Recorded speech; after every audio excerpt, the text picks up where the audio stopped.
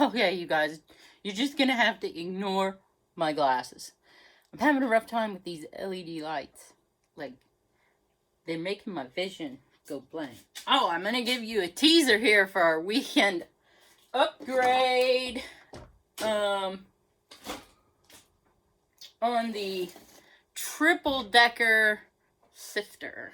These are a couple pieces I need to have in. And then I will have this device stationed right here. We're gonna cinch, well, you don't even get to see it. We're gonna cinch it down here. With maybe some zip ties or something. Then, what we've done, we took an old sawzall blade, drilled a hole through it, and then we found this is a this is actually a tool for leather making, leather work or something like that. Anyway, so we built this piece of wood that we just screw onto the bottom sifter on the Triple Decker. It's screwed on real good, and then there's a hole drill here. Don't ask me how the slot was made. It looks like it was drilled. Like, maintenance man was working without me the other day. Okay, on this project anyway. Alright, so this will be strapped down, probably zip ties. Because in that way, when we need to use it, we're going to be able to remove it. And then when I do my sift, and I take the top two off to dump them, I'm going to need to be able to remove the bottom one with the wheels on it to be able to dump it. And that's what that's for. It might take me a second to be able, get it in there, but it's all right. Then we were trying it out last night. It was wild.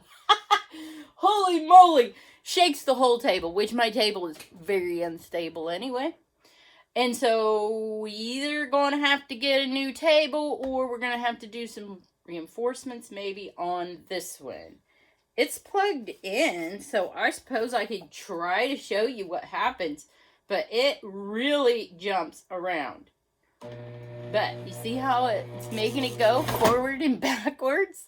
Alright, we didn't want to screw these down yet because we were thinking if it didn't work out, we didn't want the whole thing to be ruined. Alright, so let me try. This is what we tried last night to kind of hold things down.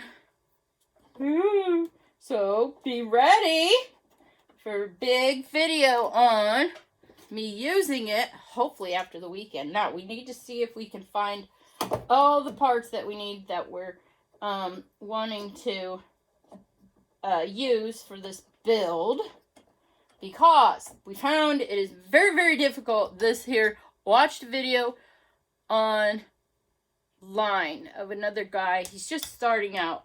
Wish I could know the name.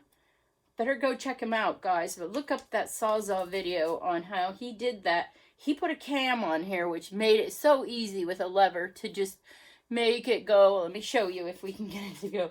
It's not held down at all, so it's probably going to jump around. See how bad it jumps around? Whoa! Yeah. So, we quit for now. Then, we'll screw these down to make them very stationary. We'll probably zip tie this thing or something to make it hold real good and tight.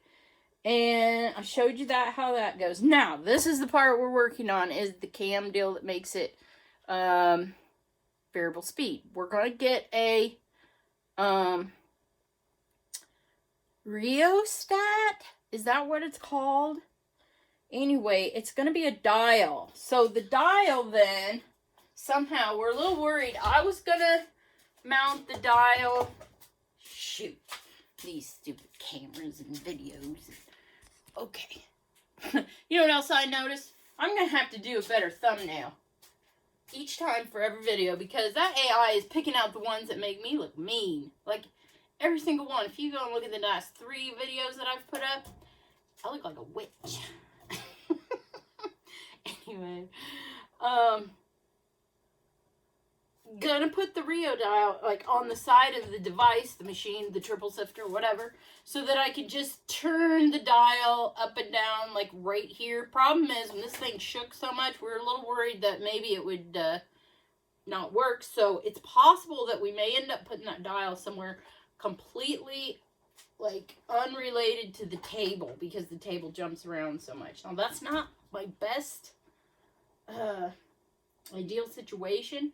Maybe if I could talk them into it, put a 2x4 up the rafters that comes down that would have a dial on it, like right here, so that when this shakes, it does not affect my dial, and I can just dial it up, dial it down when all this stuff's shaking. Last night, it was working pretty cool. I loved it. And then I just took the top one off. You guys, I'm excited about it. However, I know I keep preaching to you guys about how, oh, they're using that electricity. I'm using that, you know, that's using carbon in order to conserve carbon. But if I can create tons and tons and tons of carbon with what little carbon that I use running that machine, the sawzall, I feel like the calculations are done and that I can overcome and be in the positive. How about that? All right, that's where I'm at right now at the moment, working on some upgrades on this build. So I'll show you how easy that is now that I've got it all hooked up. What I think is going to happen is I'm going to sift off my top just like that. Then this one's going to be the one that I always kick it like that. Take it over to the side for the nursery. Now, when I get down to level number 3, 12-inch screen, then all I do is pull the pin. I'm going to have a little tray right here probably, so I don't lose that guy. And look at how it comes right out. Now, that's the easy part. Here's the hard part, is getting it back in. Am I going to be able to easily? Yep, I believe so. Ta-da!